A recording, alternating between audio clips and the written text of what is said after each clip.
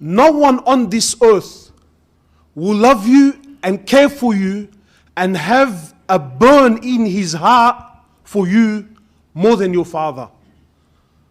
Again, don't come to me later with exceptions, and there's always exceptions. There's always, Ya Latif, very bad fathers, but I'm speaking general. And it's important that you know that your father is the most valuable person in your life.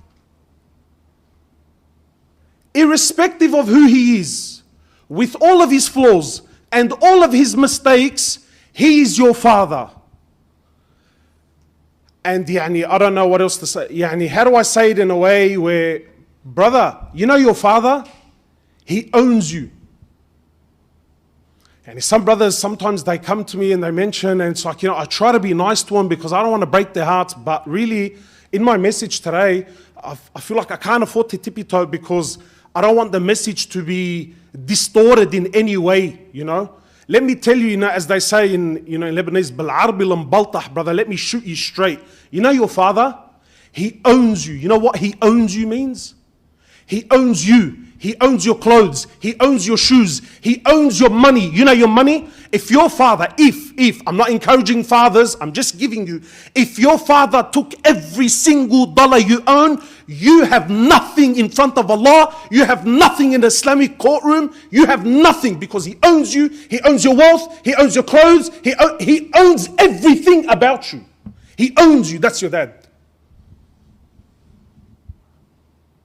And don't ever think in your life that any man on this earth will ever love you and care for you and want goodness for you more than your father. Impossible. I'll challenge anyone. My young brother, your father, wallah, the kaf. If your father slapped you with all his heart, the kaf from your father is more beloved, should be more beloved and dearer to you than 1,000 hugs from the boys on the street, from 1,000 hugs from your wife, from 1,000 hugs from your children, because that cuff that comes from your dad, you know exactly where it came from. Whereas those hugs on the streets, and those hugs that come from your wife, and those hugs that come from wallah, you don't know what price you're going to pay behind those hugs and those smiles. But whereas with your dad, you know exactly that when he whacked me, as much as it hurts, you know it came from the core of his heart for your goodness only.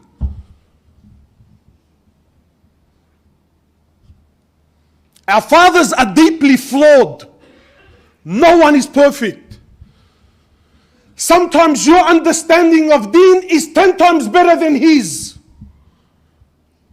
But he's your dad and he owns you. Wallah, the shoe that your father wears, the shoe that he wears, you should put it and wear it on your head like a crown. Not because of the value of the shoe, may Allah raise you all in ranks, but of the value of the one that wears it. It's your dad. And it is unbelievably selfish that a young man comes and says to me, but why can't I do what I want? Wallah, brother, I got news for you. You, my brother, and you, my sister, you didn't fall from the sky. Someone bled and cried and broke their backs to watch you grow and become a young man. You're owed. And you're in debt.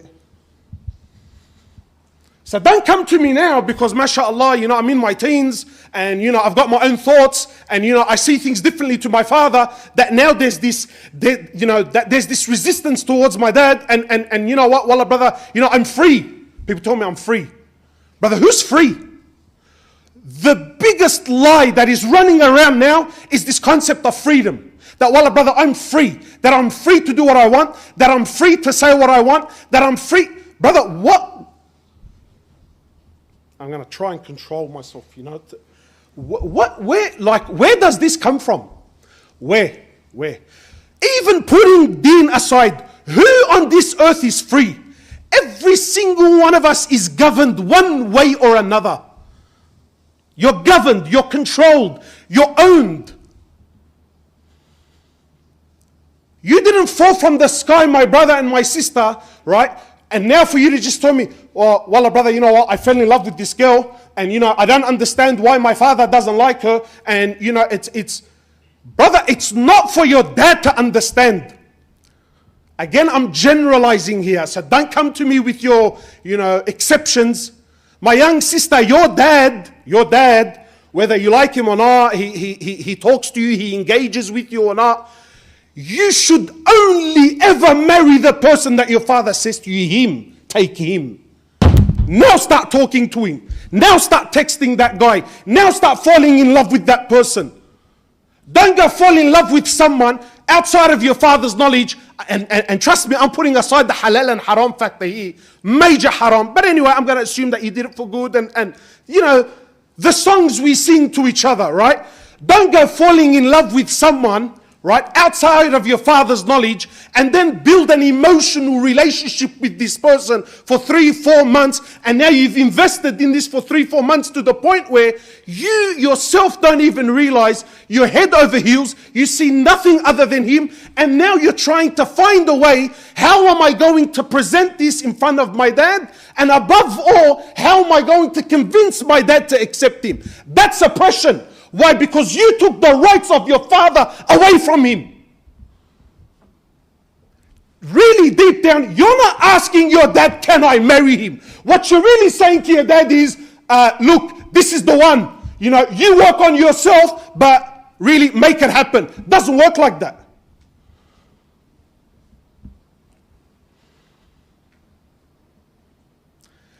Your dad sees what you don't see. Now, I'm not belittling you.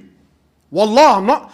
But you have to understand, even for the Arab, they say that the person who's, I forget the expression, but it's something like, the one who's older than me by 1 day is like, he's like more knowledgeable and has more foresight by like 1 year. Why? Because time, it's experience. When your father looks at a woman for your sake, or he looks at a man for your sake, he knows, my young brother, your dad knows what you're thinking. And trust me, he's thinking that for you too. But he's also thinking about things that you can't see right now. So when he says to you, don't marry her, he knows that wallah, mashallah, you're swept off your feet. But what he can see, you can't. And this is where you have to submit. You have to submit not only to Allah, but if your dad, again, I know, but if your dad is generally an upright, God-fearing man, and he says to you, no, wallah, if the world and everything in it was presented to you, so long as your father is not radiyan, don't you in your life marry her or him. Ever. My young brother, if you're trying to marry a girl, and wallah, I'm speaking to you here, I'm trying to be as diplomatic as possible. Brother, if you're speaking to a girl without her father's knowledge, and yeah, I'm going to give you that your intention is good. But as soon as you know, my brother, that her father doesn't want you, and you've genuinely tried and he doesn't accept, have some shame, have some dignity, have some sharaf. Leave her and walk away.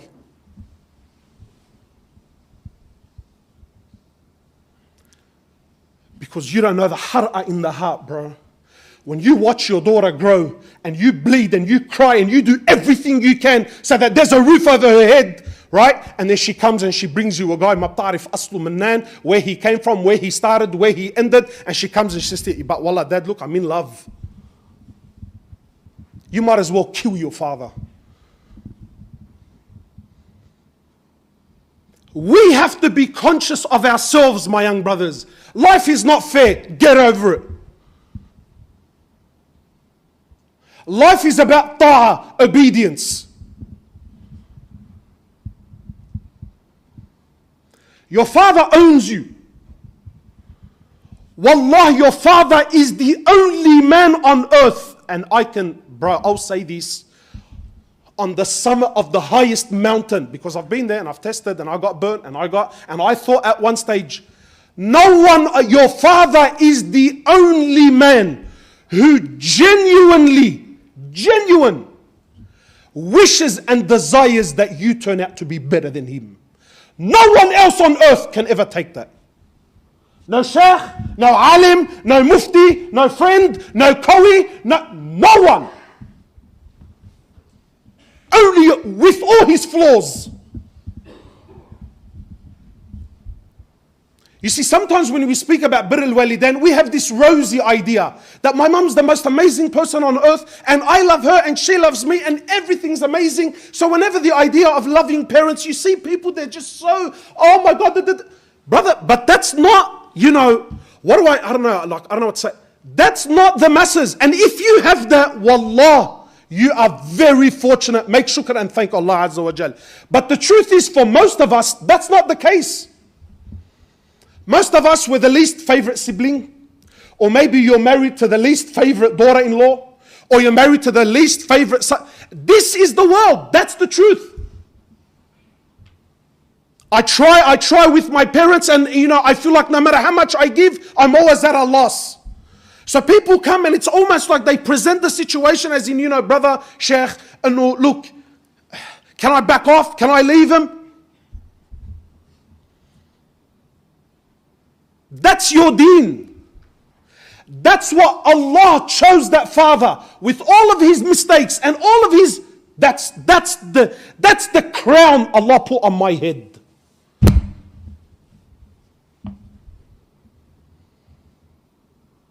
So your relationship with your parents isn't a thing of wallah, but brother, I don't feel like it. Wallahi samahni. Brother, aslan anta minak to tell me what you feel like. If it wasn't for the sarmaya of your father, anta aslan, where are you, bro?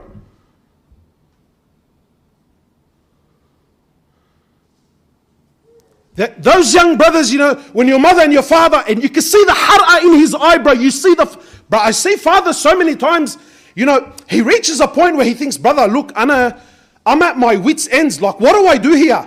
Like, do I physically smash my son because he doesn't seem to understand, right? Or do I let him go and watch him burn in front of my eyes? And you don't realize, most of us, this is the ultimatum that we're giving our parents. He can see that woman's going to destroy you. He can see that man that you fall in love, he can see that's not, and he's watching it. He can see that these boys that you're so in love with, that these boys that are taking you to this place and that, he can see it. But I'm trying to talk to my son and he won't understand. So what do? If I physically attack my son, not only do I lose him and break him, but it's actually even against the law. So that's a problem. And if I let him go, it's like a dagger. Every day it just goes slowly and slowly into my heart. And my son thinks he's what? Nuhui, he's on top of it. It's unfair. Wallahi, it's unfair. This is oppression. You would rather live with the oppression that your parents put on you than the oppression you put on them. This is life. Get over it. I'm not going to sit here and, wallah, this is life, akhi. That man that you call your dad and that woman the shoe they wear, like that here.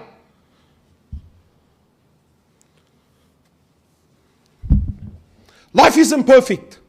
The man came to the Prophet ﷺ in the authentic hadith. So he comes to the Prophet, and I love this hadith for multiple reasons. He comes to the Prophet of Allah and he says to him, look, I'm paraphrasing, but more or less, he says to my Prophet of Allah, I have family, I get close, they push me away. I do good, they repel bad.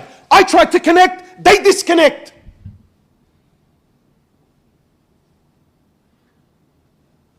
Really, from the tone, and nothing's changed when people come present their cases, sounds exactly the same. That, look, brother, don't think brother, you don't understand, and I've been doing this for years. So what does he say to him, sallallahu alayhi wasallam? I love this. He says to him, look, if what you say is true, because he hasn't heard both sides of the story yet. Look at the justice. Look, he says, if what you say is true, look, if it's really what you're saying, what, stop? Brother, oh my God, I can't believe you've gone through so much. No, brother, what's that? Is that what she did? Ya Latif, bro, what? We love that haki. Oof, bro, I've never heard that in my life. Ya Latif, bro. He says, if what you say is true, then keep doing what you're doing. Don't stop. For this is Silat al-Rahim. Do you think Silat al-Rahim is all rosy? It's all, wallah, they invited us to their weddings and we invited them to our weddings and we all love each other and we all get along. It's difficult. It's bitterness. It's harakat. He says to him, keep doing what you're doing and know, if what you're saying is true, that they're digging for themselves their own place in Jahannam. But as far as you're concerned, keep doing what? What you're doing. Adfa' billati here, you do better. Yeah. My young brother, I get it, I understand. You've hit your late teens, you want to hang out, you want to go out, you want to do this, you want to hang out with mates. I get it. But be careful. Be very careful. Because again, you're not seeing what you're doing. And this kalam, and wallah brother, I'm my own man, that I'm free to do whatever I want. No, I'm sorry, you're not free. You're owed. You are owned and you owe. Yeah, not only are you owned, but you owe. Yeah, you own debt. And again, it's incredibly selfish that imagine, like you as a father, you plant a seed, right? I'm giving you an analogy here. You plant a seed, and I fertilize that land, and I water and I irrigate the land, and I watch over this seed for 17 years of my life. When the storms came, when the storms went, when the droughts were in, when the droughts were out, I invested 17 years in watching this tree grow, because I know it's going to eventually produce fruit, and that fruit is for me to eat and to enjoy. So now I watch this tree. Imagine you're working for 17 years, and just as this tree reaches the point where it starts to produce fruits, a complete stranger, someone off the street, you don't know who he is, where he's from, who his father is, nothing. He comes to the tree that you planted and takes the fruits that you've been waiting for. Would you accept that?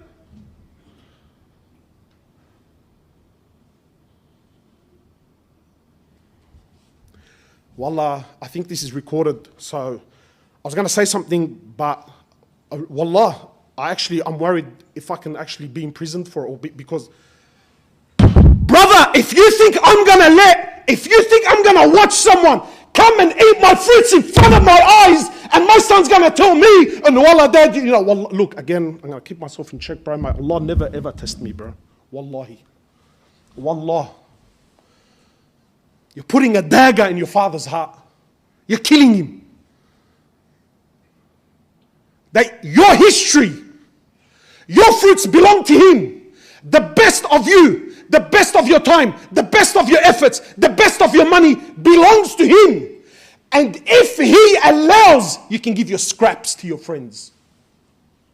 If his sarmeli allows it, then go give your friends whatever he doesn't want.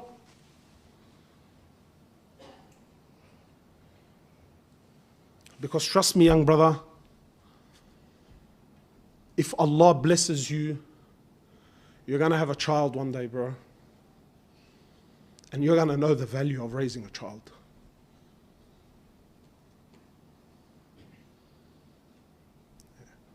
Life isn't fair. Wallah, I was only supposed to give you advice. Oh my heart. Samhuni, bro, wallah. Please, my brothers, wallah, we need to be very careful, man. Very careful. Your father, what does he? He what? He owns you, bro. You have no idea, and I don't mean this in a bad way, you have no idea how many people in this room saved marriages for years. What, you think you're the only one that's not happy? Do you think you're the only one that's struggling in life? You don't know, my brother. You don't know, wallah. You don't know how many fathers, bro. what's the expression, like he ata'a nafsu, bro. He haram nafsu, he deprived himself from luxuries that he's been wanting, so you can wear those shoes that you love. Why? Because he doesn't want you to feel like you can, that you have to walk around in the streets and that, wallahi haram hulu, bro. He deprived himself. You think money falls from the skies? He deprived himself. Not only did he deprive himself, he deprived himself and made sure that you didn't feel it one bit. So you can enjoy those shoes fully. And then you come and tell me, well, but brother, like, all right, so what if that's what my dad wants? So what? So what, brother? And do I flip tables and start throwing chairs? Brother, how arrogant can you be? How? What do you mean, so what? So my young brothers, make sure that in your life, you put your father in the right position. Not only for his pleasure, but know that when your father smiles at you, know that Allah Azza wa Jal in the heavens has become pleased with you.